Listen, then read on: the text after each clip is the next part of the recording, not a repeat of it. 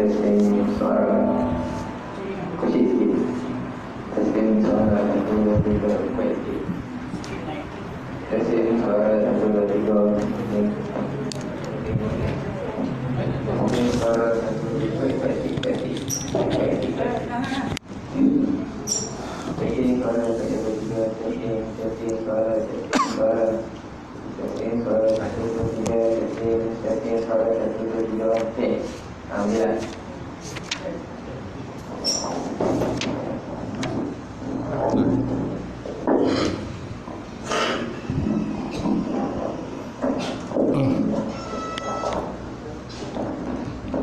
Baik. Kita mulakan kuliah malam ini dengan sama-sama membaca kitab Ila Hadratin Nabi Muhammadin Mustafa Rasulullah sallallahu alaihi wasallam wa alihi wa sahbihi Al-Fatihah. A'udzu billahi minasyaitonir rajim. Bismillahirrahmanirrahim. Alhamdulillahi rabbil alamin. Ar-Rahmanir Rahim. Maliki yaumiddin. Iyyaka na'budu wa iyyaka nasta'in. Ihdinas siratal mustaqim. Siratal ladzina an'amta 'alaihim ghairil maghdubi 'alaihim waladdallin. Amin. Assalamualaikum warahmatullahi taala wabarakatuh. Alhamdulillahillazi arsala rasulahu bil huda wa dinil haqq liyuzhirahu 'ala ad-dini kullihi walau karihal musyrikun. Asyhadu an la ilaha illallah wahdahu la syarikalah wa asyhadu anna Muhammadan abduhu wa rasuluh. Allahumma salli wa sallim ala sayyidina wa nabiyina wa maulana Muhammad wa ala alihi wa sahbihi ajma'in. Amma ba'd. Fa inna asdaqal hadis kitabullah wa khairan hadi Muhammadin sallallahu alaihi wasallam wa syarrul umuri muhdatsatuha wa kullu muhdatsatin bid'ah wa kullu bid'atin dhalalah wa kullu dhalalatin finnar. Qala Allah Subhanahu wa ta'ala fi kitabil azim ba'da billahi minasyaitonir rajim. Walan tarda ankal yahud walan nasara hatta tattabi'a millatahum qul inna hudallahi huwal huda wa la in ittaba'ta ahwa'ahum min ba'di ma ja'aka minal 'ilm ma laka minallahi min wali wa la nasir. Sadaqallahul azim. Maksudnya orang-orang Yahudi itu tidak akan redha terhadap diri kamu sehingga kamu mengikut akan agama mereka. Kata oleh Muhammad, sesungguhnya petunjuk Allah itu ialah sebenar-benar petunjuk. Inna hudallahi huwal huda. Dan jikalau kamu mengikut orang-orang yang telah kami berikan ilmu pada mereka, pengetahuan tentang mereka, kan, tetapi mereka itu berpaling, Ma'alakamnallahi wali wa nasir. Saya tidak ada bagi Allah Ta'ala itu, bagi mereka itu penjaga dan juga pembantu. Waqala Nabi SAW, la yu'ahadukum hatta akuna ahabba ilaihi min walidihi wa waladihi wa nasi ajma'in. Rawahu Bukhari wa Muslim. Kama qala Rasulullah SAW. Maksudnya tidak sempurna iman salah seorang kamu sehingga aku, kata Nabi, lebih dia kasihi, melebihi kasihnya kepada ayahnya, melebihi kasihnya kepada anaknya, dan melebihi kasihnya kepada manusia semuanya. Alhamdulillah. Yang mati Tuan Imam kita Syekh Hafiz Tak lupa juga Puan Bilal kita, kemudian seterusnya pengurusi surau, yang tokoh surau, muslimin muslimat, mukminin mukminat yang dimati Allah. Alhamdulillah kita banyak memberi dan syukur kepada Ta'ala. Allah Ta'ala memilih kita malam ini untuk hadir dalam majlis ini, majlis ilmu tuan-tuan. Nabi SAW bersabda, bila kamu lalu di hadapan kebun syurga, maka naklah kamu singgah. Kan? Bila kamu lalu di hadapan kebun syurga, maka naklah kamu singgah. Sahabat tanya dengan Nabi, apakah maksud kebun syurga ya Rasulullah?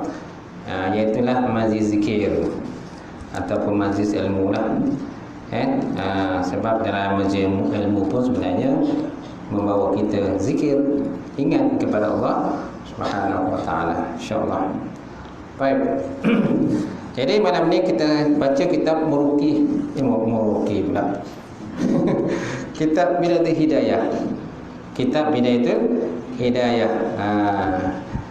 Kalau Muraki Ubudiyah tu syarah dia.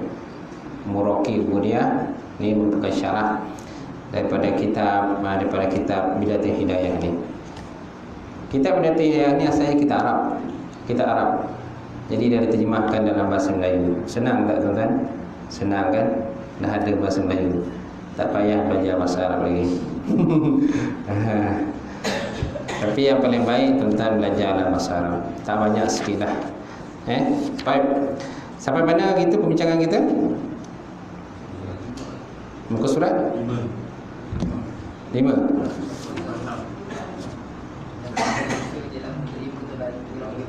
Okey, manusia. Muka surat 5 Kalau sini muka surat 18. 8 boleh dah kan. Baik. Jadi kita baca sambung kitab ni. Tersih lagi dalam bab Muqaddimah. Muqaddimah ni permulaan lah. Kita belum masuk dalam tajuk ni, kita belum masuk ni. Masih Muqaddimah ni. Baik. Jadi orang yang berilmu tu, kata musannif, qala musannif rahimahullah ta'ala wa nafa'ana bi ulumihi fi dari amin, telah berkatalah oleh Hujjatul Islam Imam Ghazali, nama sebenarnya Abu Muhammad bin Muhammad Al-Ghazali. Baik. Dan ketahuilah bahawa manusia dalam ilmu itu terbagi pada 3 keadaan. Pertama, orang cari ilmu untuk menjadikannya sebagai bekalan ke negeri akhirat. Ini golongan pertama. Golongan pertama, tujuannya untuk ilmu itu adalah untuk cari bekalan ataupun pengetahuan lah, ilmu tu tak? Tanpa ilmu kita akan mudahlah tersesat. Jadi nakkan bekalan akhirat mesti ada ilmu. Man arada dunya fa alaihi bil ilmi, wa man arada al-akhirah fa alaihi bil ilmi, wa man aradahuma fa alaihi bil ilmi. Barang siapa nak dunia mesti dengan ilmu. Barang siapa nak akhirat mesti juga dengan ilmu. Barang siapa nak keduanya, nak dunia akhirat, mesti juga dengan ilmu. Gitu. Baik. Jadi orang yang mencari ilmu untuk menjadikannya sebagai bekalan di negeri akhirat, maka dia tidak berniat untuk cari ilmu tadi kecuali hanya nak mendapatkan keriduan Allah Subhanahu Wa Taala dan negeri akhirat. Itu tujuannya. Tujuannya nak hilangkan kejahilan lah. Satu lagi nak cari redha Allah. Kalau kita nak cari redha Allah, mestilah kita ikut arahan Allah. Apa Allah Ta'ala suruh pada kita? Cari ilmu kan? Nabi pun pernah sabda, talabul ilmi faridatun ala kulli muslim. Menuntut ilmu itu wajib atas setiap muslim. Dan Nabi juga pernah bersabda, utlubul ilma minal mahdi ilal lahdi.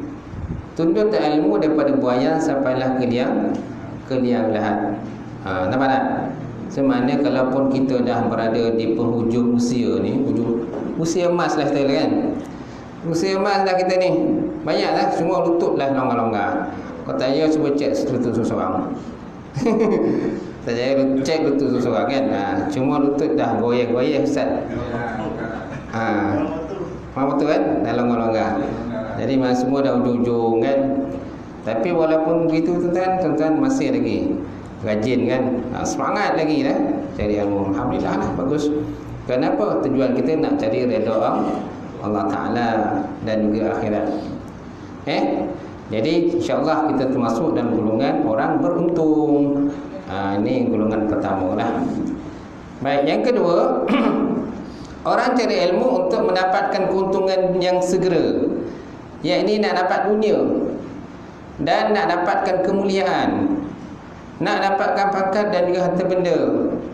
Sedangkan dia sendiri menyadari hal ini dan merasakan di dalam dirinya akan kejahatan keadaan yang sedang dialaminya dan kehinaan maksudnya. Ini golongan kedua lah. Dia cari ilmu tu semata-mata nak pangkat kedudukan lah. Dia belajar tinggi-tinggi. Kenapa kau belajar tinggi-tinggi? Nanti kerja, nak dapat kerja senang, nak dapat pangkat besar, tahu tak? Dapat grade besar, grade pegawai, tahu tak? Gitu kan? Niat ikhlas tu tak ada. Kalau kita belajar tu nak dapat grade pegawai tu, boleh juga, tak ada masalah.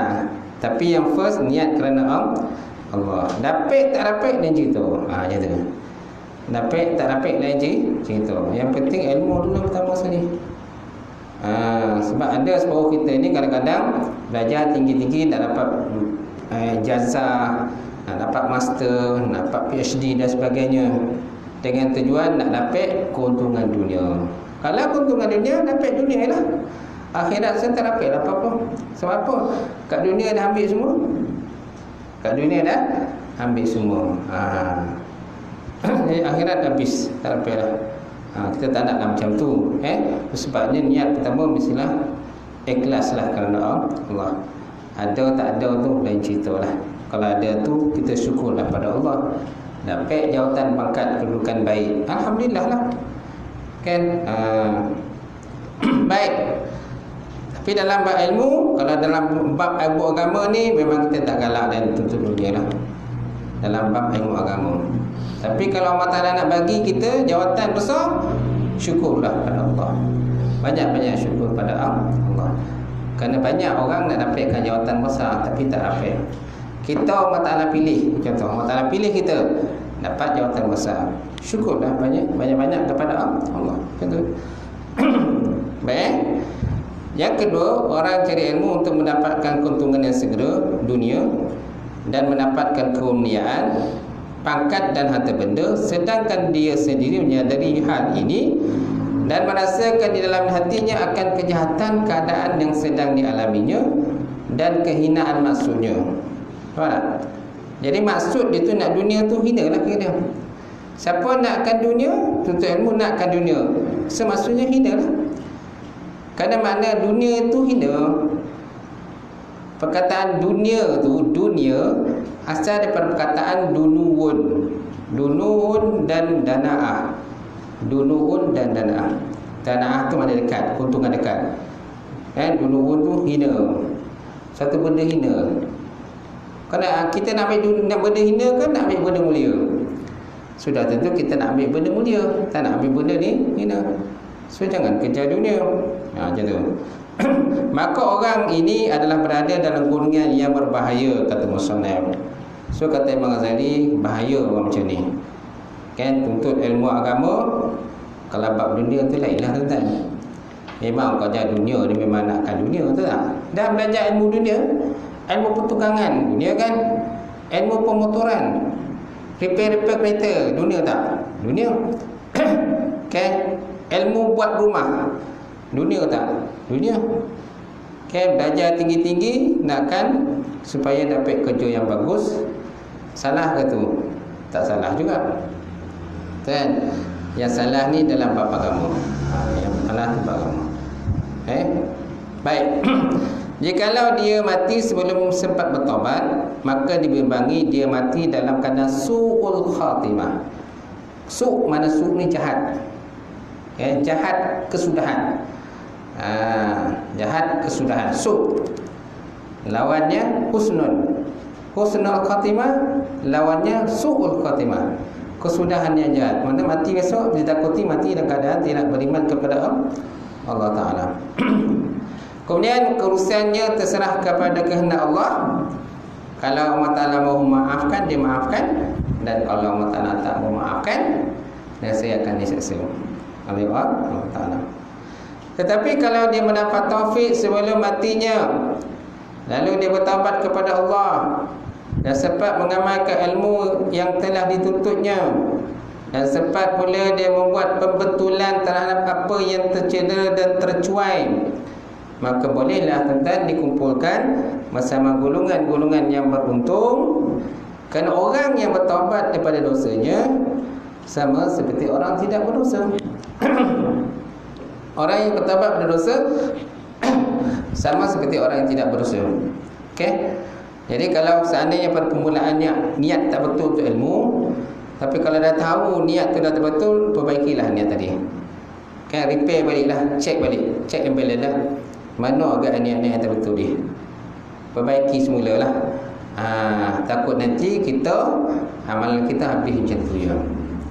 Kan? Niat kita belajar pun untuk ilmu dapat pahala tuan-tuan. Tuan-tuan duduk dalam surau ni dapat pahala tak? Dapat. Mereka semua tulis berapa jam tuan-tuan duduk dalam surau ni, berapa minit tuan-tuan duduk dalam surau ni. Ada malaikat kiri kanan tu menulis amalan kita.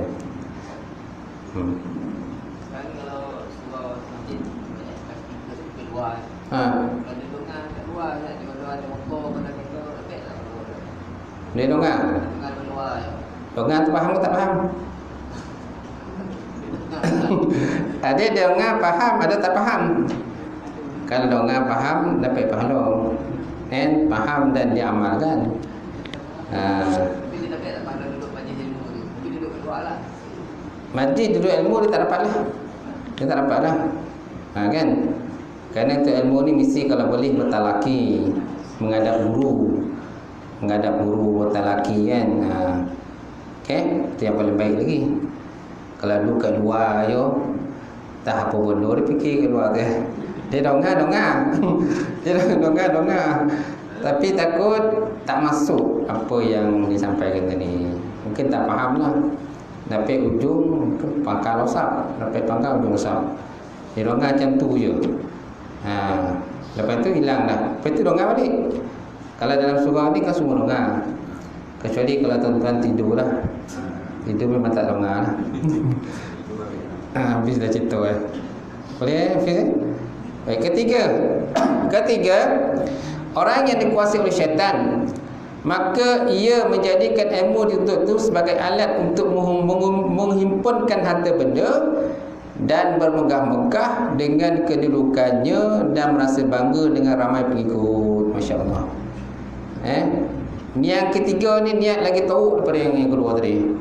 Yang kedua dia okey sikit lah. Maknanya kat ujung tu dia perbaiki kehidupan dia. Yang ketiga ni memang dia nak kaut keuntungan dunia sebanyak mungkin. Maknanya kalau sesuatu benda projek tu dia akan cas tinggi-tinggi. Sebab apa? Dia kata Dan Podik belajar dulu sampai overseas dia belajar. Jadi kat Malaysia ni tak ada ilmu tu dah. Jadi kalau nak ambil Dan, nak kontrak dengan saya boleh. Letaklah cas juta-juta ni, bilion-bilion ni, harga mahal lah.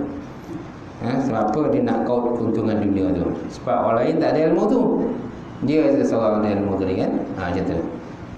Itu juga dalam bab agama. Dalam bab agama pun tak semua orang pakar dalam sesuatu bidang dalam agama. Ada orang dia pakar tu, tak semua orang pakar semua bidang. Ada seseorang tu dia pakar dalam bidang tu sahaja. Jadi kalau nak panggil dia ceramah, mesti kena bayar mahal sikit lah. Bayar kan? Paling tidak pun RM10,000 lah. Sejam RM10,000. Tuan-tuan suruh bayar ke? Sejam RM10,000. Tak? Dia demand ke? Istilah kita demand lah. Dia demand lah tinggi-tinggi. Masya Allah kan? Parah kan? Jadi kalau macam tu dapat dunia je lah, akhirat tak ada habis lah. Baik. Jadi orang yang dikuasai oleh syaitan, maka dia menjadi ilmu yang dituntut tu sebagai alat untuk menghimpunkan harta benda dan bermegah-megah dengan kedudukan dan merasa bangga dengan ramai pengikut ulama.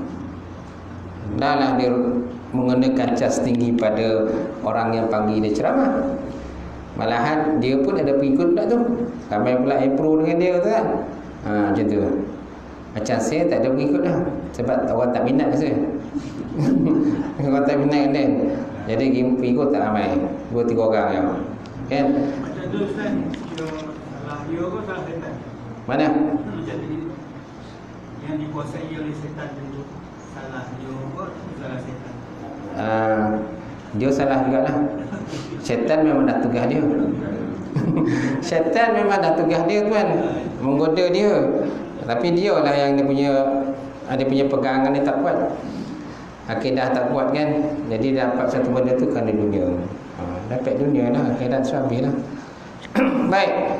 Dia menggunakan ilmu yang dituntutnya itu untuk mencapai segala hajatnya dan untuk mengaut keuntungan dunia.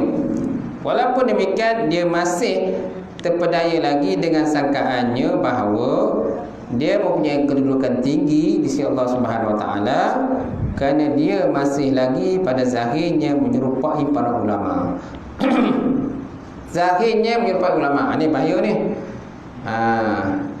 Bila zahir dia menyerupai ulama, dia tipu orang ramai. Yang tak menipu pun kono juga. Kita pun kono juga. Dia tak nipu orang tu, tapi dia pun kono. Sebab apa? Sebab apa? Sebab perangai orang ni dia dah menyerupai ulama. Dia tipu orang ramai. Dia buat package umrah, contohlah kan. Contoh. Dia buat package umrah, dia ambil duit orang daripada orang ramai. Tak? Dia buat package haji, dia ambil dua orang ramai. Sampai ke Sanun dah tak boleh masuk pula. Dah kena balik pula balik. Kan dia terangah macam tu kan. Ada yang tak rapat ke Sanun pun ada. Ke sini lagi dah tersangkut dah. Dekat KLI dah tersangkut dah. Duit dah habis. Kenduri dah buat. Kenduri dah buat kan. Doa selamat semua dah baca dah. Sampai KLI dah sangkut pula. Tak rapat pula bisa. Balik kan. Muncung ni balik itu. Muncung ni balik itu. Dah kena tipu tuan-tuan. Dia tipu dia siapa? Cik tadilah. Oleh haji itulah, oleh haji ni lah. Kan yang orang kata menyerupai ulama, menyerupai orang alim, orang soleh, tapi menipu orang ramai. Yang kono kita pun kono juga lah. Sebab kita pun rupa Tok Haji. Sebab kita rupa Tok Haji, orang pun labelkan kita ni Tok Haji ni penipu dia. Sedang menipu orang lain bukan kita. Masya Allah tuan-tuan. Itulah yang berlaku hari zaman ni tak? Dia bercakap seperti percakapan ulama dan berpakaian seperti pakaian ulama. Padahal zahir dan batinnya penuh dengan tamak dan haloba untuk menghimpun kekayaan dunia. Menghimpun kekayaan dunia. Apalagi kalau tuan-tuan dia pandai bercakap pula. Dia cakap tu siap Quran hadis pula sekali. Jadi orang pun terpengaruh. Orang pun melabur lah. Bila akan banyak pelaburan, orang pun melabur, masuklah duit. Lalas duit tak ke mana, kita pun tak ke mana. Orang tu pun tak ke mana. Orang tu ke mana, kita pun duit kita pun tak ke mana. Yang malu siapa? Kita lah. Orang level-level macam ustaz-ustaz ni pun malu jugalah. Dah kata ustaz, yang buat tu bukan kita, orang lain. Baik, seterusnya, orang seperti ini termasuk dalam golongan yang binasa, jahil dan tertipu dengan hilah syaitan, dan sangat nipis harapan untuk dia bertaubat kepada Allah kerana dia telah menyangka bahawa dirinya termasuk dalam golongan orang-orang yang baik, padahal dia telah lupa dengan firman Allah Subhanahu Wa Taala. Apa Allah sebut dalam Quran, dia kata, ya ayyuhallazina amanu lima taquluna ma la taf'alun kabura maqtan indallah an taqulu ma la taf'alun. Wahai orang-orang beriman, mengapa kamu katakan satu benda yang kamu tak buat? Lima taquluna ma la taf'alun. Kenapa kamu kata satu benda yang kamu tak buat? Kamu tak buat pun, tapi kamu kata kamu buat. Ataupun sebaliknya lah. Kamu buat, tapi kamu kata tak buat. Sebaliknya lah. Sama juga itulah. Kabur maqtan indallah Antaqulu ma la ta'lamun. Sama ayat kat situ tak ada sambungannya. Kabura maqtan, sangat besarlah keburukannya, kekejiannya. Antakuna di sisi Allah Ta'ala terhadap orang-orang yang bahawa dia berkata satu benda yang dia tak cakap. Ataupun ada yang lain yang ada persamaan di sini. Wala talbisul haqqo bil batil wa taqtumul haqq wa antum ta'lamun. Jangan kamu campur adukkan benda yang hak dengan batil. Sedangkan kamu tahu mana yang hak, mana yang batil. Jangan campur adukkan. Ya ayyuhallazina amanu lima taquluna ma taf'alun. Baik. Dan orang ini sebenarnya termasuk golongan dimaksud oleh Nabi Muhammad sallallahu alaihi wasallam dalam sabdanya, ana min ghairi dajjal akhwafu alaikum minad dajjal. Faqila ma ya Rasulullah, ma huwa ya Rasulullah? Qala ulama usul. Kata Nabi, ana min ghairi dajjal akhwafu alaihim minad dajjal. Aku selain daripada dajjal terlebih takut atas kamu daripada dajjal. Aku daripada selain dajjal terlebih takut atas kamu daripada dajjal. Maknanya kata Nabi, dajjal aku takut, kata Nabi. Tapi ada lagi yang aku takut, kata Nabi. Siapa dia?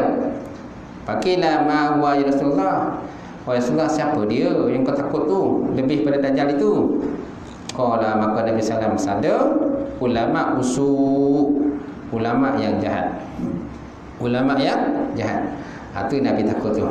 Ataupun seseorang yang bertopengkan ulama. Seorang yang bertopengkan ulama, seorang yang bertopengkan orang-orang yang soleh, seorang yang bertopengkan apa lagi? Ustaz-ustaz, para asatizah, seorang yang bertopengkan ustazah dan sebagainya. Tapi hakikatnya lain daripada rupa mengambil duit orang, menipu orang, salah menipu dan sebagainya. Jadi yang buruk tu orang-orang yang bergerak ustaz dan ustazah. Itu pun terbalik sama. InsyaAllah. Itulah. Baik. Kemudian dajjal itu tujuannya sudah jelas, untuk menyesatkan manusia. Memang dia tahu dajjal, tahu dah tugas dajjal kan. Dan akhir zaman besok dajjal itu akan keluar untuk membuat kerosakan di muka bumi, menyesatkan orang ramai, dan ramai yang terpengaruh dengan jalan dan ikut dia. Okey. Tetapi walaupun begitu, kata Nabi, aku ada yang lebih takut pada dajjal lagi. Aku dengan dajjal takut. Dan para Nabi dan Rasul pun, Nabi kata, semuanya memesan pada umatnya tentang akan kedatangan dajjal itu. Oleh itu kita digalakkan selalu mengamalkan doa. Apa doa itu kan? Allahumma inni a'udzubika min azabil qabri wa min azabin nar wa min fitnatil mahya wal mamat wa min fitnatihi masih dajjal wa min fitnatihi masih dajjal. Ya Allah, Tuhanku, lindungkan aku daripada azab kubur dan azab api neraka. Dan lindungkan kamu daripada fitnah kehidupan dan juga fitnah kematian. Dan lindungkan aku ataupun kami, ya Allah, daripada Masih Dajjal. Masih Dajjal. Gelaran Masih ini, Masih Dajjal sama dengan gelaran yang ada pada Nabi SAW. Nabi Isa Al-Masih, Masih Nabi Isa. Nabi Isa namanya Al-Masih juga, Isa. Sedangkan Dajjal pun Al-Masih juga, tetapi maknanya berbeza. Al-Masih yang ada pada Nabi Musa dengan Nabi Isa berbeza dengan Al-Masih yang ada pada Dajjal. Walaupun kalimatnya sama, tetapi dia ada dua makna. Satu bermakna baik dan satu bermakna jahat, buruk. Jadi yang ada pada Al-Masih yang ada pada Nabi Isa itu adalah bermakna baik, sedangkan Al-Masih yang ada pada Dajjal adalah bermakna buruk. Seorang yang menipu, kan? Dajjal kan sifatnya menipu, kan sifatnya. Baik, seterusnya tuan-tuan. Jadi Dajjal itu tujuannya dah jelas. Tujuannya untuk sesatkan manusia. Tetapi ulama su' walaupun lidahnya pandai memalingkan orang lain daripada cinta dunia, namun amalannya dan perbuatan mereka adalah mengajak orang lain buat jahat. buat kejahatan, kerana amalan seorang tidak lebih berkesan daripada percakapannya. Mulut ya kadang manis kan, manis cakap baik, cakap tapi belakang kita lain kerja kan. Baik, kemudian orang ramai lebih mudah tertarik dengan perbuatan ulama su' daripada perbuatan mereka. Dan ciri ulama su' lagi tuan-tuan, mereka itu menjual agama untuk nak dapat dunia. Jual agama nak dapat dunia. Dia tak berani menyatakan benda yang benar. Kalau orang ulama yang amilin, orang ulama yang benar-benar beramal dengan ilmu dia, kalau benda tu A lah, kalau benda tu B lah. Ulama su' ni dia boleh tukar, A jadi B, B jadi A. Benda halal jadi haram, haram boleh jadi halal. Ini antara ciri-ciri ulama su' lah, dan tidak beramal ilmu dia. Macam tu. Maka apa yang dapat dirosakkan oleh ulama su' dengan perbuatan mereka adalah lebih banyak daripada apa yang dapat dibaikkan oleh lidah mereka. Orang yang jahil sebenarnya belum berani menghimpun dunia banyak-banyak kecuali setelah mereka melihat keberanian ulama su' ini. Apa nak? Bila tengok para ulama ni dah macam tu perangai dia, jadi mereka pun ikut. Pemimpin pun ikut juga. Kerana pemimpin pun sebahagiannya berpegang kepada kata-kata ulama. Betul tak? Pemimpin-pemimpin mereka ni sebahagiannya berpegang pada kata-kata ulama. Kalau ulama kata A lah, kalau ulama B. Tapi ada juga ulama mengikut kata-kata pemimpin. Apa pemimpin nak diikut. Tu yang boleh bertukar tu statement tu. Statement boleh bertukar. Kan halal boleh jadi haram, haram boleh jadi halal. Jadi fulus tak? Fulus. Dapat fulus, semua boleh tukar. Itu yang bahaya tu kan. Itu yang bahaya tu. Saya pun tak berani cakap besar-besar kan. Takut juga benda-benda macam ni. Takut termakan diri kan. Takut gitu. Baik, maka ilmu yang ada pada mereka menjadi sebab keberanian orang ramai membuat berbagai maksiat. Nampak? Maka inilah yang sangat dibimbangkan oleh baginda Rasulullah sallallahu alaihi wasallam. So, Nabi bimbang. Membimbang orang-orang yang ada ilmu ni menyesatkan orang lain, mengelirukan orang lain. Sebab orang lain ni akan ikut kata ulama. Orang lain akan ikut kata ulama. Begitu juga golongan-golongan lain pun, agama lain pun mereka akan mengikut orang-orang yang alim dalam agama mereka. Siapa orang alim dalam agama mereka? Kalau contohnya golongan agama Hindu lah, dia ada sami-sami kan. Sami-sami itu memainkan peranan, mempengaruhi akan pemimpin-pemimpin orang-orang agama yang terdapat agama dia. Agama Kristian, mereka ada pendeta kan. Pendeta padri. Okey, padri. Padri itu boleh mempengaruhi orang-orang yang pemimpin-pemimpin orang-orang awam yang terdapat dalam agama mereka. Kerana mereka katakan setiap agama tu kan, mereka akan berpegang dengan orang yang ada agama dalam kumpulan mereka itu. Siapa orang agama itu? Orang soleh dalam kumpulan itu. Mereka itulah akan jadi panduan. Betul tak? Kalau betul lah. Kalau tak betul lah. Itu sebabnya Nabi SAW, Allah Ta'ala sebut, dia kata dalam Quran, ittakhazu ahbarahum wa rubbanahum arbaban min dunillah. Ittakhazu ahbarahum wa rubbanahum arbaban min dunillah. Mereka menjadikan pendeta-pendeta dan juga penteri-penteri mereka itu, rahib-rahib mereka itu selain daripada Allah Ta'ala, sekutu bagi selain daripada Allah Ta'ala. Ittakhadhu ahbarahum wa rubbanahum arbaban min dunillah. Menjadikan mereka itu sebagai sekutu atau tuhan-tuhan lah, tuhan-tuhan selain daripada Allah Subhanahu Wa Ta'ala. Apakah maksud ayat itu?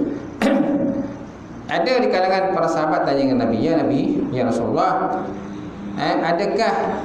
adakah mereka ini menyembah orang-orang yang bukan Islam tu, contoh Kristian, adakah mereka tu menyembah padri-padri mereka? Sehingga mereka menganggap padri itu sebagai Tuhan. Nabi kata tidak.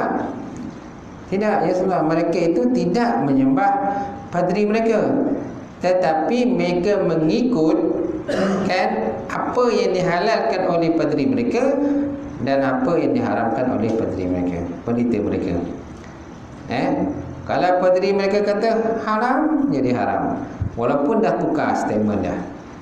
Benda tu asalnya halal, tiba haram, ataupun sebelum benda tu haram, tiba-tiba halal. Jadi golongan-golongannya, pengikut-pengikut akan ikut cakap pendeta-pendeta dan juga rahib-rahib tadi, walaupun rahib-rahib itu pendeta itu menipu mereka. Itu maksudnya ittakhadhu ahbarahum wa ruhbanahum arbaba min dunillah. Mereka mengambil pendeta-pendeta dan padri-padri itu sebagai sekutu ataupun Tuhan min dunillah, dengan selain daripada Allah Subhanahu, selain daripada Allah Taala. Maksud ayat itu bukan maknanya pengikut mereka menyembah mereka, tak. Pengikut mereka tak sembah padri-padri pendeta itu, tetapi mereka hanya mengakui kan apa yang telah pun diselewengkan oleh pendeta dan juga padri itu. Kalau mereka selewengkan daripada benda halal pada haram, mereka pun ikut. Kalau mereka selewengkan daripada haram kepada halal, mereka pun ikut je. Itu maksudnya. Faham tak? Sebenarnya dalam apa saja agama, Islam ke, Kristian ke, Hindu ke, Buddha dan sebagainya, orang yang menjadi rujukan utama biasanya orang yang agama, orang yang alim dalam agama mereka kan? Betul? Tapi dia punya teks yang mana kata yang padri ke sami apa kutubah tu tidak sendiri bebas lah. Macam kita punya teks untuk jemaat yang dikeluarkan oleh Departemen Islam. Dia tak ada pemantau, dia khas parti dia lah. Ada salah dari orang buat itu, jadi mengapi-ngapikan apa semua. Salah lah. Ada tindakan apa? Dia patutnya kena tegas lah. Pihak berkuasa lah, itu tugas kita, bukan tegas pihak berkuasa lah. Pihak berkuasa lah kena bertindakan. Okey. Sebenarnya dalam agama mereka, kadang mereka tidak ada pemantau-pemantau berkenaan dengan apa yang diajar oleh agama-agama mereka. Orang-orang alim bijak pandai dalam agama mereka kan. Tapi kalau kita ni ada je yang memantau-mantau kan. Itu bezanya lah. Baik, seterusnya, namun demikian nafsu ulama su, nafsu amarah ulama su ini selalu membisikkan ke telinga mereka bermacam-macam angan-angan dan membisikkan kepadanya bahawa dia telah banyak menabur jasa di kalangan Malaysia sehingga dia layak untuk menerima bermacam-macam anugerah daripada Allah Subhanahu Wa Taala. Jadi nafsu amarah ni selalu membisikkan dalam mereka, telinga mereka dengan macam-macam angan-angan, membisikkan pada dia bahawa dia telah banyak menabur jasa sehingga dia layak menerima anugerah daripada Allah Ta'ala lah, dengan anugerah daripada manusia kan. Kau terima je lah, dia kata kau kan banyak jasa kan. Sebab kau ni banyak jasa, memang kau patut dapat gelaran itu kan. Ni siapa punya kerja tu? Syaitan, nafsu kan, keinginan. Nafsu juga menghayalkan kepadanya bahawa dia adalah lebih baik daripada hamba-hamba yang lain. Ini pun satu juga lah, menganggap diri lebih baik daripada orang lain.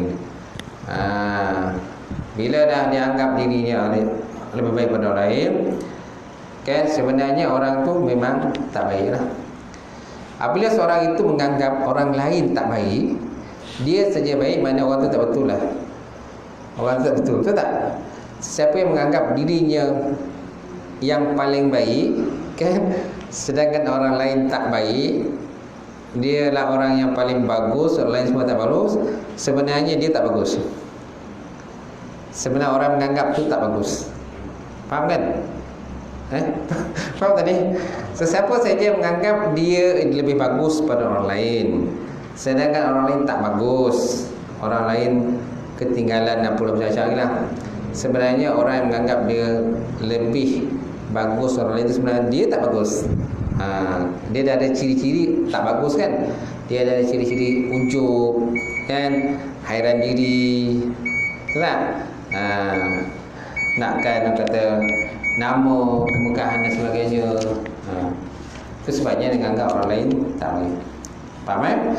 Kemudian wahai penuntut ilmu, wahai para penuntut ilmu, talabul ilmi, maka jadikanlah dirimu bersama dengan golongan yang pertama, dan hati-hati supaya engkau tidak termasuk golongan yang kedua. Kerana banyak sekali orang yang lalai telah diragut oleh kematian sebelum dia sempat bertaubat kepada Allah, maka rugilah dia. Masya Allah. Jadi kita digalakkan ambil golongan pertama untuk reda Allah. Jangan jadi golongan kedua. Golongan kedua tadi ada niatnya untuk berdunia lagi, tapi kat ujung-ujung tu dia sampai taubat lagi lah. Dia sampai U-turn lagi lah. Istilah U-turn tu kan. Pernah dengar kan U-turn? Dia U-turn semula. U-turn. Okey, sempat dia taubat Allah, alhamdulillah. Kalau tak sempat macam mana? Itu sebabnya kita tak digalakkan ambil jadi kumpulan kedua tadi, golongan kedua. Ketiga lagi pula. Dan jangan sama sekali engkau termasuk dalam golongan ketiga. Maka engkau akan terjerumus ke ruang kebinasaan yang tidak diharapkan dapat diselamatkan ataupun dapat diperbaiki lagi. Masya Allah. Jangan kita jadi golongan ketiga. Ini lagi rakus lah. Dia sanggup apa sajalah menghalalkan benda haram, mengharamkan benda yang halal demi untuk kepuasan dirinya, nafsu dia dan sebagainya. Maka apabila engkau bertanya, apakah itu bidayatul hidayah? Kalau ada orang tanya kita lah, Ustaz mengajar kita apa? Bidayatul hidayah. Bidayatul hidayah ni apa bodoh Apa bodoh bidayatul hidayah ni? Maksudnya ialah permulaan jalan menuju hidayah. Bidayatul hidayah maksudnya permulaan jalan menuju hidayah. Okey.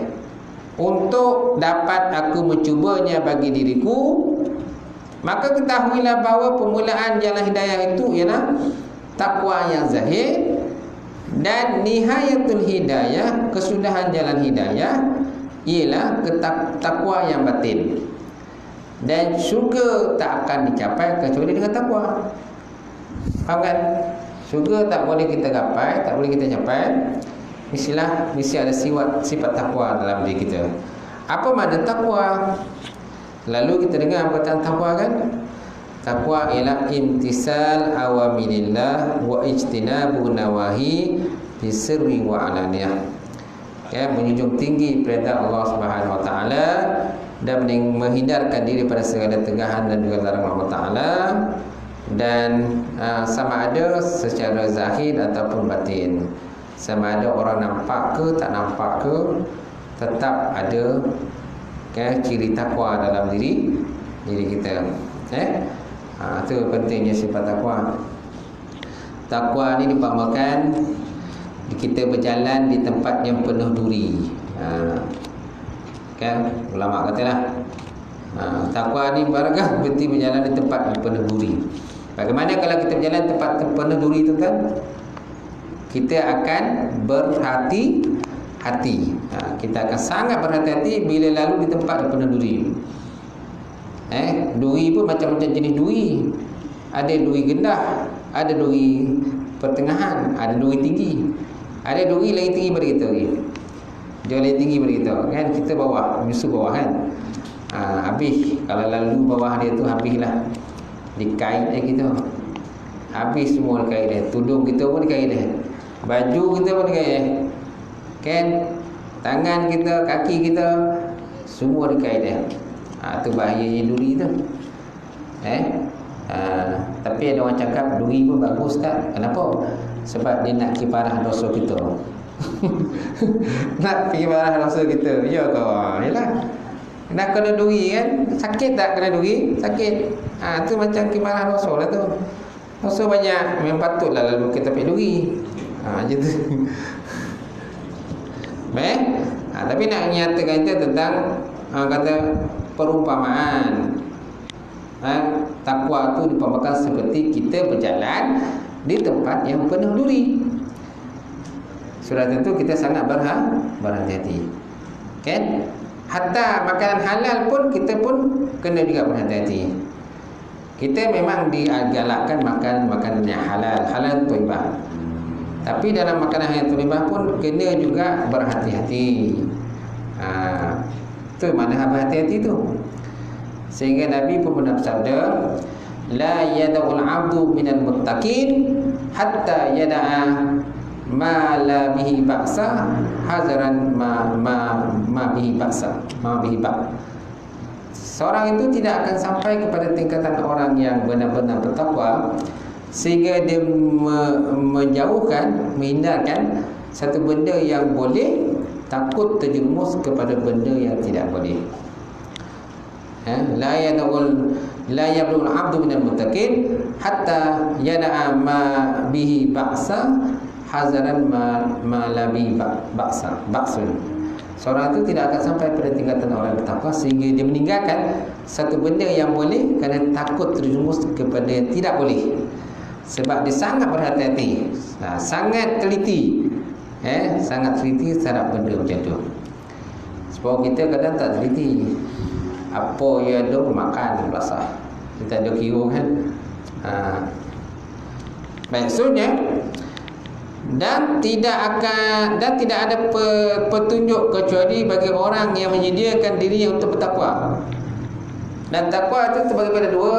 Pertama, menjunjung segala perintah Allah, mana melaksanakan ketaatan.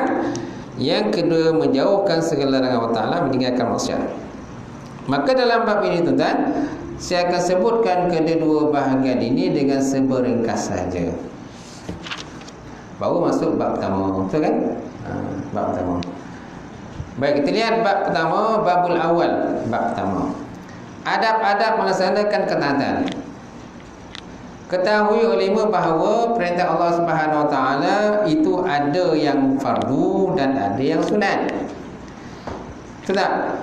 Perintah Allah Taala ni ada fardu, ada sunat. Yang fardu tu dipamerkan seperti modal ataupun asas berniaga. Sebab kita nak berniaga mesti ada modal. Betul tak? Kalau tak ada modal, kita pinjam orang lah. Pinjam sana, pinjam sini. Sebab apa? Nak buat modal untuk berniaga. Tapi kalau dah untung, banyak yang kadang lupa nak pulangkan modal. Modal dah pinjam, kata dah kaya raya, dah untung, lupa pula nak pinjamkan modal. Sehingga kan terpaksa ingatkan, kau bila nak pulangkan modal? Betul tak? Baik. Dan dengan modal itu kita akan selamat. Sedangkan sunat pula ialah keuntungan. Dan dengan keuntungan itu kita akan mencapai beberapa derajat kelebihan.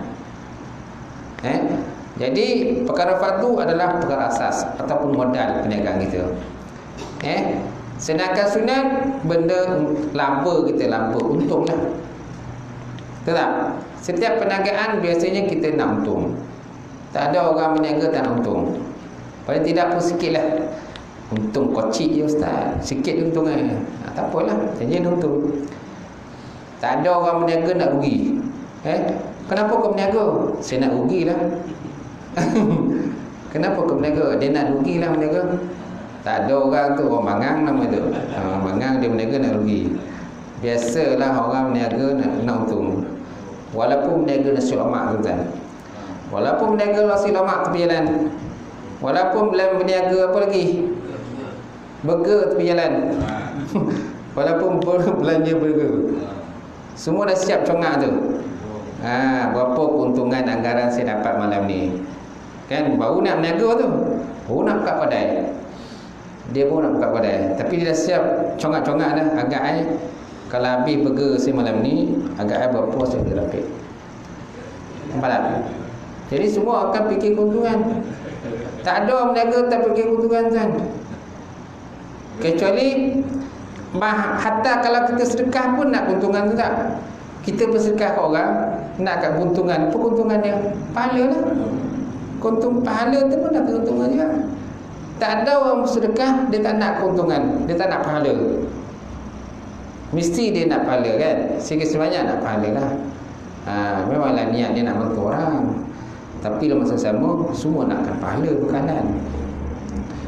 Baik seterusnya Nabi sallallahu alaihi wasallam bersabda, yaqulullah tabaraka wa taala, ma taqarraba ilayya mutaqarribun bimisli adai maftaradtu alaihim wa la yazalu al-'abdu yataqarrabu ilayya bin nawafil hatta yuhibbahu fa iza ahbabtuhu kuntu sam'ul ladzi yasma'u bihi wa basarul ladzi yubsiru bihi wa lisanuhu alladhi yantiqu bihi wa yadahu allati yabtishu biha wa rijluhu allati yamshi biha.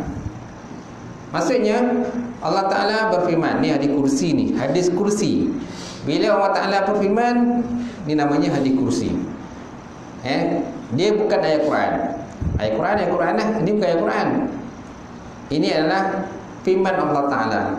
Allah Ta'ala kata pada Nabi, Nabi sampaikan kepada kita. Itu nama hadis kursi. Jadi Allah Ta'ala kata, ma taqarraba ilayya mutaqarribun, tidak ada suatu cara yang lebih sesuai untuk hamba-Ku menghampirkan dirinya kepadaku dengan sempurna, kan, kecuali mereka melakukan ibadah yang aku telah fardukan kepadanya. Seorang tu tak boleh hampir padaku, kata Allah, kecuali dia mesti yang pertama buat benda wajib. Dia mesti buat benda wajib dulu. Kemudian wala yazalu 'abdu yataqarrabu ilayya bin nawafil hatta yuhibbahu, dan sentiasa seorang hamba menghampirkan diri padaku dengan menambah amalan yang sunat-sunat setelah mereka melakukan yang fardu-fardu sehingga aku mencintainya, hatta yuhibbahu, sehingga aku mencintai dia. Yang pertama ke orang buat fardu. Orang buat fardu ni dia dekat pada Allah. Yang kedua, orang buat sunat pula. Fardu buat, sunat dia buat. Dia bukan saja dekat pada Allah, malah Allah Ta'ala cinta pula pada dia. Allah Ta'ala cinta pula. Hatta yuhibbahu, kata Allah, sehingga aku mencintai dia. Fa iza ahbabtuhu, dan apabila aku cinta pula pada dia, kuntu sam'ul ladzi yasma'u bihi, dan saya adalah pendengaran yang dia mendengar dengannya, akulah pendengaran yang dia mendengar dengan dia. Wa basarul ladzi yubsiru bihi, dan akulah penglihatan yang ia melihat dengan dia. Dan kemudian walisanuhul ladzi yantiqu bihi, dan akulah lidah yang dia bercakap dengan dia. Wa yadul lati yabsitu biha, dan akulah tangan yang ia menyentuh dengannya. Wa rijhul lati yamshi biha, dan aku jugalah kaki yang ia berjalan dengan dia. Seolah-olahnya masuk di sini ialah dia sentiasa, maksudnya dia sentiasa dipelihara oleh Allah Subhanahu Wa Taala. Mana setiap anggota badan itu sentiasa dalam pemerhatian Allah, ataupun sentiasa dalam penjagaan Allah Subhanahu Wa Taala. Itu maksud tadi. Sehingga kan pendengaran yang dia dengar tu seolah macam pendengaran aku, kata Allah. Penglihatan yang dia lihat tu macam penglihatan aku. Dan lisan yang dia berkata tu macam lisan aku, kata Allah. Dan tangan yang dia memegang tu macam tangan aku. Dan kaki yang dia berjalan tu macam kaki aku lah. Macam tu, itu ibaratnya lah. Ini bahasa kiasan lah. Perumpamaan kiasan yang menunjukkan bahawa nak tunjuk pada kita dekat dengan Allah Ta'ala tu pada hamba tadi. Bila dekat Allah Ta'ala dengan dia, jadi segala mata badan dia sentiasa dijaga ataupun dipelihara Allah Ta'ala daripada terjerumus kepada benda-benda yang tidak baik ataupun tidak elok. Faham kan tuan-tuan? Dan engkau wahai penuntut tak dapat melaksanakan segala perintah Allah Ta'ala kecuali dengan menguasai hati dan seluruh anggatamu pada sekalian masa dan nafsumu, bermula daripada pagi sampai ke petang. Kata engkau, dan engkau, kata penuntut ilmu, wahai penuntut, kata Imam Ghazali, wahai penuntut ilmu, tidak dapat melaksanakan segala perintah Allah kecuali dengan menguasai hati dan seluruh anggota kita pada setiap masa dan nafasmu kita sentiasa kawal dan jaga, bermula daripada pagi sampai petang. Macam tu.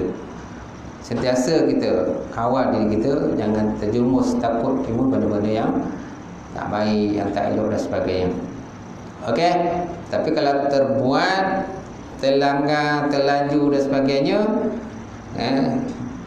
salah satunya ialah salah satu sebabnya ialah memang dah ketentuan Allah Ta'ala zalim itu. Kerana kita ni semuanya mengikut kepada ketentuan Allah Subhanahu Wa Ta'ala. Tapi hamba ada masa lagi untuk bertaubat kepada Allah. Selagi mana nyawanya belum sampai ke halkum, selagi itulah masih ada peluang untuk bertaubat kepada Allah.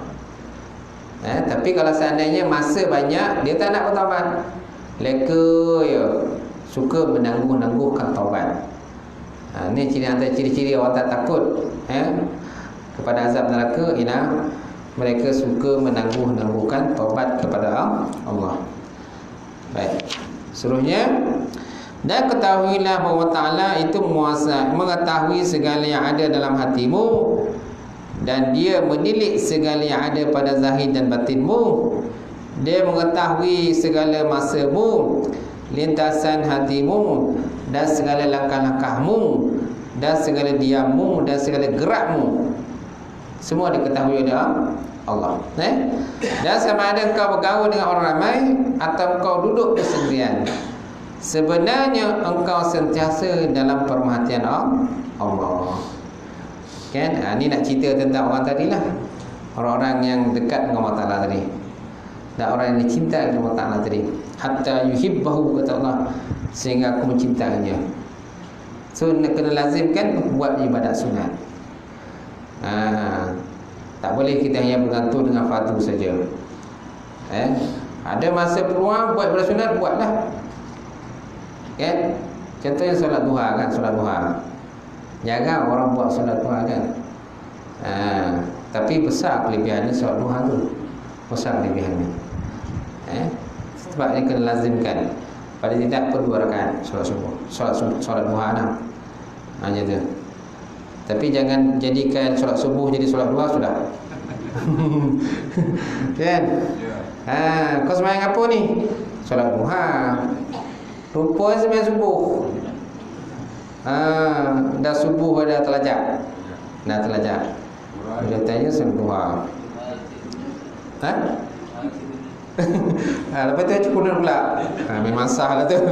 Memang confirm lah sampai subuh tu. Pukul 10 pagi. InsyaAllah. Maka tidak diam sesuatu yang diam di alam mulku, alam yang nampak oleh manusia, dan alam malakut, alam yang tak nampak oleh manusia. Jadi alam ada dua, alam mulku dan alam malakut. Alam Jabarut ada lagi kan? Ada banyak alam sebenarnya ni. Alam Jabarut lah, benda dah alam lagi. Perlu ke benda tu? Tak perlu sangatlah. Jangan tak perlu, tuan-tuan jangan fikir berat sangatlah. Ustaz, boleh tak tahu cerita alam malakut Jabarut? Tak payahlah ya. Yang penting alam kita ni. Selesai tak alam kita tuan? Tapi alam ni banyak sebenarnya, banyak alam-alam lain lagi. Kita tak tahu. Baik, kemudian, dan tidak bergerak segala bergerak kecuali Tuhan yang menguasai sekalian langit dan bumi. Itu melihat dan mengetahui seperti firman-Nya, ya'lamu kha'inatal a'yun wa ma tukhfis sudur. Ya'lamu kha'inatal a'yun wa ma tukhfis sudur. Dan dia yang Allah Ta'ala mengetahui pandangan mata yang khianat dan apa yang disembunyikan oleh hati manusia. Ya, Allah Ta'ala mengetahui mata-mata yang khianat dan apa yang disembunyikan dalam hati manusia, semua diketahui oleh Allah Subhanahu Wa Ta'ala. Cukup tuan-tuan? Cukup dah tu. Sampai situlah.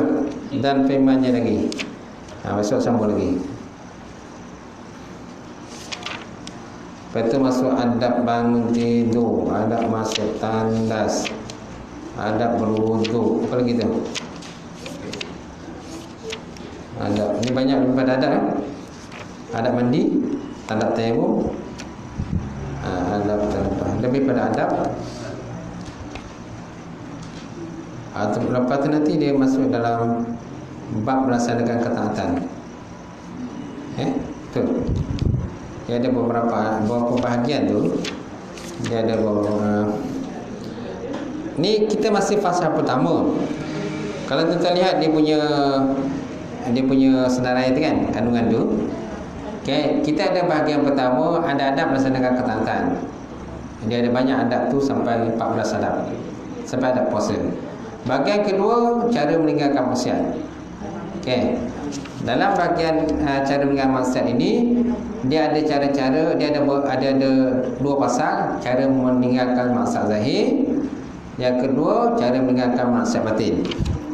Lepas tu bahagian ketiga, adab pergaulan dan persahabatan dengan Khalik Tuhan dan dengan makhluk.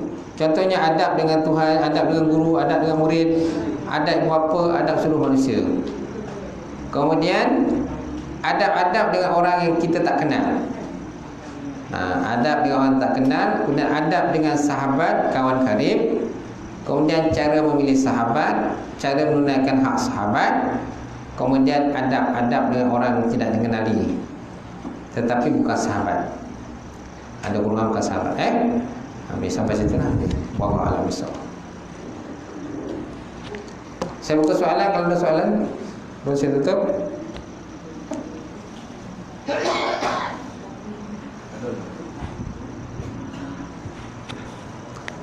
Ada? Tak ada? Aidan.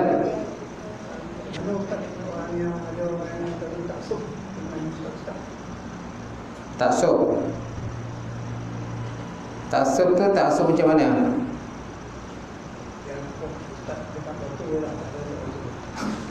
Ini pun parah dengan masalah ini. Ini pun satu masalah besar. Kan? Dia hanya taksub pada seorang guru saja. Sedangkan guru ni ramai, banyak.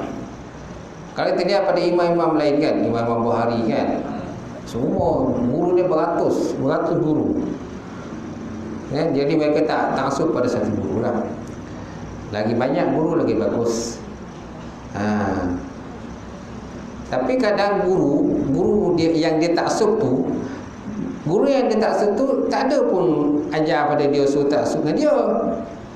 Tapi dia ni yang kadang lebih-lebih mana taksub dengan guru tu. Mana kalau apa je kat luar, kalau cerita, guru tu cakap, guru ni cakap, guru tu yang sebut. Guru lain dia tak pakai dah. Ini pun satu penyakit juga tu. Penyakit sifat-sifat mazmumah lah, sifat yang tak elok. Hanya kita pro pada satu guru. Sedangkan orang alim ni bukan seorang kan, ramai. Susat dalam Islam ni pun persepah susat dalam Islam. Beratus susat dalam Islam ni. Satu kalau Malaysia ni tak berapa ribu ustaz guru-guru ni dapat. Kan? Sebabnya kita jangan taksub lah pada seorang guru tu. Kan? Itulah kan penyakit itu jadi penyakit. Kenalah perbaiki kan. Penyakit buang penyakit gitu. Masalah kadang guru tu dia tak ada pun suruh taksub dengan dia, tak ada. Dia yang lebih-lebih benar korang tu. Itu masalah. Tak ada apa. Kita. Ini bukan guru tu ada macam macam untuk mengaruhi guru. Ada juga tak dinafikan, ada juga sikit sebanyak. Mana kalau nak guru tu dengan dia je kata. Ada juga macam tu. Guru lain ni semua tak betul kata. Yang betul aku je. Kalau nak belajar mesti belajar dengan aku je. Ada ya macam tu, ada ni. Ini pun penyakit juga. ini pun penyakit juga tu. Satu tadi yang mengikut taksub dengan guru, penyakit. Yang guru ni pula kan, kalau nak guru mesti dengan dia je. Orang lain tak boleh kata guru tu. Ini pun penyakit juga. Ada dua penyakit. Kena buang lah penyakit macam tu lah. Dia jadi ego kan, ego sombong. Soalnya macam dia yang alim. Soalnya alim ni banyak. Ilmu ni ialah, nak ilmu ni pinjaman je tuan. Allah Ta'ala bagi pinjam, kan? Allah Ta'ala gunakan kita untuk sampaikan ilmu pada orang lain. Kalau Allah Ta'ala tarik ilmu tu macam mana? Sikit Allah Ta'ala tarik habis. Dah tak ingat kan? Lupa dah habis. Masya Allah. Itu sebabnya kita jangan sombong, ego, kan? Ujuk, khairan diri. Ini satu penyakit-penyakit mazmumah. Kita kena buat. Habis boleh? Bismillahirrahmanirrahim. Alhamdulillah wassalatu wassalam ala asyrafil mursalin wa ala alihi washabbihi ajmain. Allahumma zidna 'ilman nafi'a wa yaqina as-sadiqa wa taqabbal rizqan halalan mubarakatan katsira wa sayyidina ya alim ya lana qulubana bi nuri manfaataka wa arifin. Allahumma fakkan fidin, Allahumma fakkan fidin, Allahumma ja'al hadza jum'an marhuma wa tafarraqana min ba'di tafarruqan ma'suma. Allahumma inna na'udzubika min ilmin la yarfa' wa min nafsin la tashba' wa min qalbin la yakhsha wa min du'ain istajaba laha bi rahmatika ya arhamar rahimin. Rabbana atina fid dunya hasanah wa fil akhirati hasanah wa qina azabannar. Subhana rabbika rabbil izzati amma yasifun. Wassalamu ala mursalin. Alhamdulillah. Qabbalallahu